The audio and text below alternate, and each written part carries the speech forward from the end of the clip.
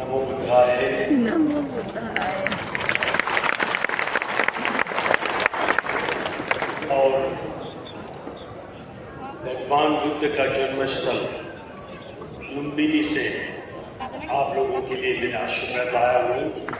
सबका कल्याण हो,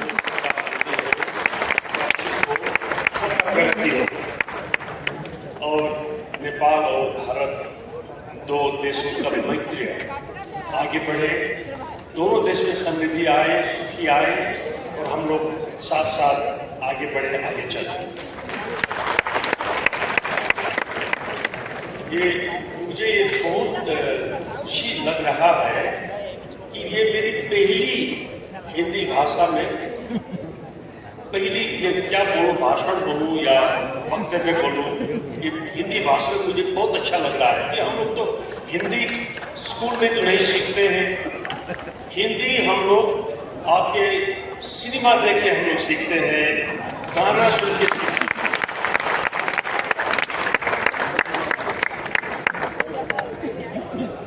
हैं। तो हिंदी में आप लोगों के साथ, आप लोगों के आगे बोलने का ये अवसर देने के लिए सम्राट अशोक के ये महान जो कार्यक्रम, जो जन्म उत्सव मनाने के लिए मुझे आमंत्रित करने वाले ये संघ के अध्यक्ष हैं और सारे अशोक क्लब के, सम्राट अशोक क्लब के भाई और परिवार को बहुत बहुत धन्यवाद देना चाहता हूँ।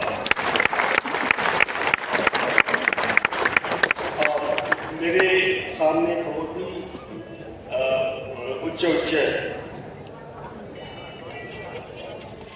वक्ता अभी खड़े हैं, फिर भी आपने मुझे बोलने के लिए जो अवसर दिया है, मैं एक चीज अपने अनुभव के बारे में मैं आपसे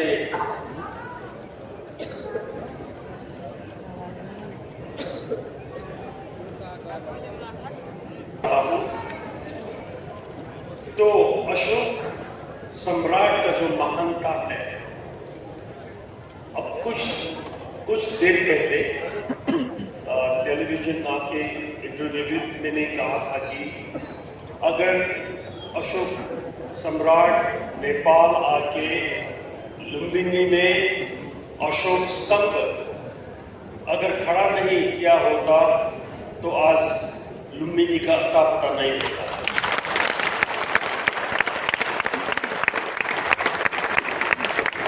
जब भगवान बुद्ध का जन्मस्थल का अता पता न होने का मतलब ये होता है हम सब लोगों का अता पता न होने का इशारा हो जाता है।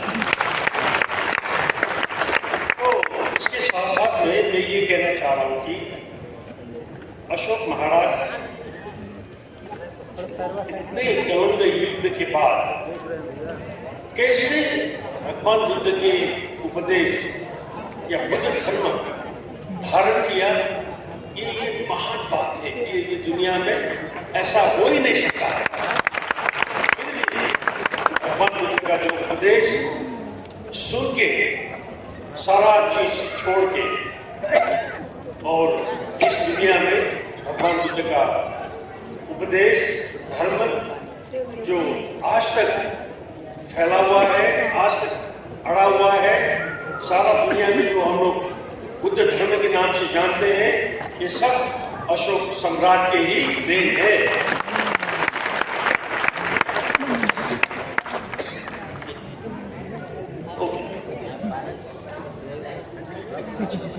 इतना ही नहीं बल्कि मेरा एक अनुभव रहा है। मेरे एक भाई थे, वो भाई एक दिन मंत्री हुआ, नेपाल का मंत्री, उद्योग मंत्री हुआ। उसने मुझे बताया, भाई तुम तो जापान में इतने साल रहा हो, हमें जापान का प्रधानमंत्री से मिलना है, तुम हमको ले जाओ वहाँ। तो कहीं कहीं से मेरा एक संपर्क हुआ जापान का जो प्रधानमंत्री का, उसका नाम प्रधानमंत्री का माननीय र्यूतारो हाशिमोतो करके बहुत ही प्रख्यात प्रधानमंत्री थे। उससे मेरा मुलाकात हुआ और उसी का ही संपर्क से मतलब मैंने अपना भाई को एक दिन जापान ले गया प्रधानमंत्री से मिलाने के लिए।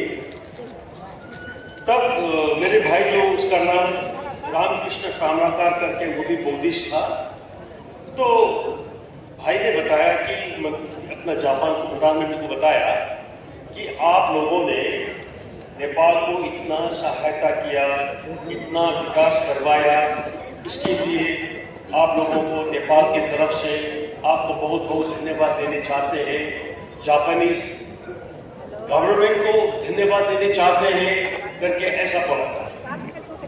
तब प्रधानमंत्री ने मुझे मतलब उस समय ऐसा बात बताया, उसने बताया कि प्रधानमंत्री जी ने बताया कि ऐसा बात नहीं है, हम लोग आप लोगों को कुछ नहीं कर पा रहे हैं।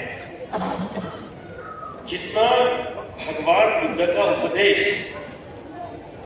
हम लोग ने सुन के जापान का जो विकास हुआ है उसके हिसाब से हम लोग आपको कुछ नहीं कर पा रहे हैं।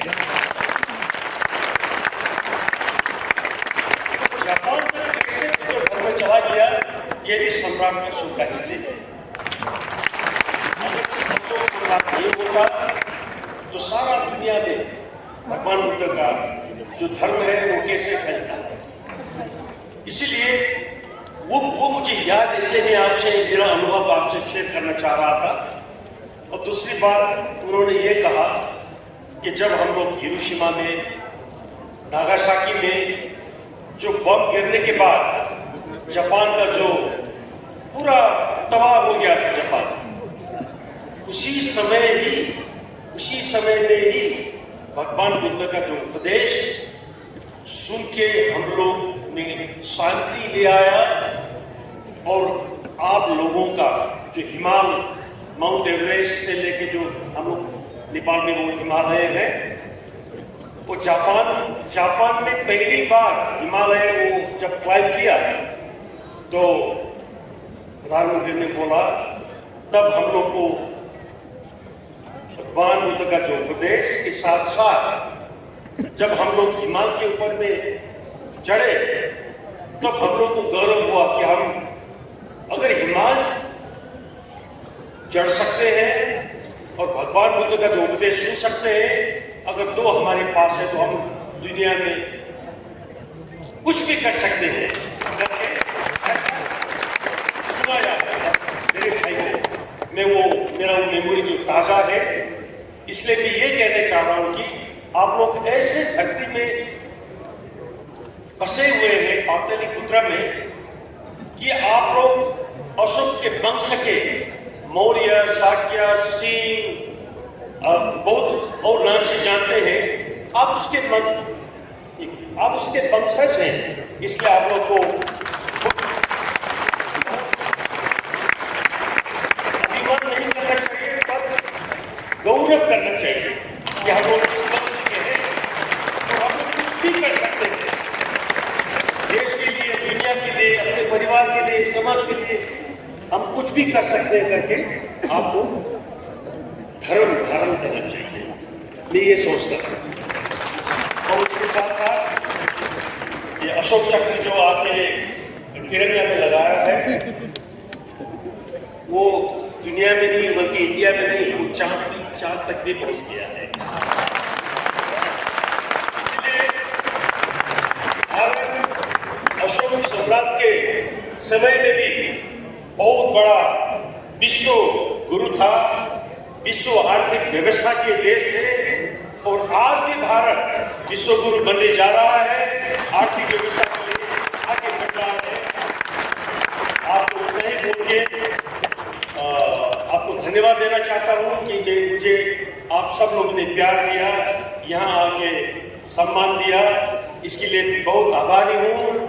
और एक दिन आप लोगों को भी नेपाल में हम इन्वाइट करने चाहते हैं।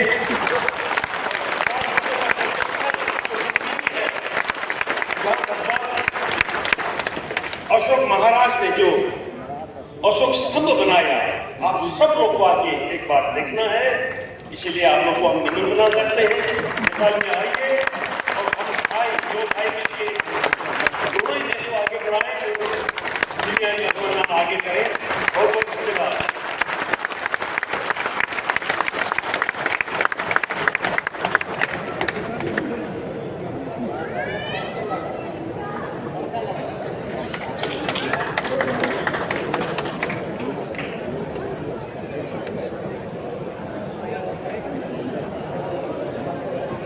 चलो